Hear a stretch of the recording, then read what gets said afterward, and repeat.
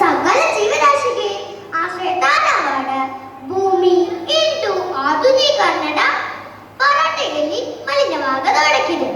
ಭೂಮಿ ಎಂದರೆ ಕೇವಲ ಹಣ್ಣು ಮಾತ್ರ ಇಲ್ಲದೆ ಗಾಳಿ, ನೀರು, ಕಾಡು ಮತ್ತು ಸಕಲ ಜೀವಿಗಳು ಎನ್ನಬಹುದು.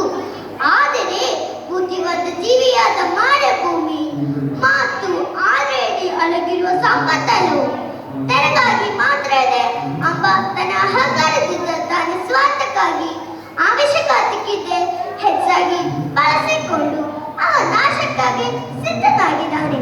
ಇದರ ದುಷ್ಪರಿಣಾಮಗಳ ಅಮಿತು